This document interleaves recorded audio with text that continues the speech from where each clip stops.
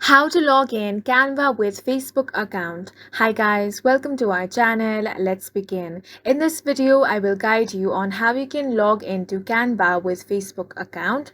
For that, you want to open the Canva app on your device. If you don't have this application, you can head over to Play Store or App Store in order to download and install this. Now, once the application has opened, you want to tap on the Continue with Facebook option. Now, Canva will request to access your Facebook profile. Go ahead and tap on the Continue option. You want to make sure that you have already logged into your Facebook account. If not, you want to enter email address or mobile number, then password of your Facebook account and get logged in.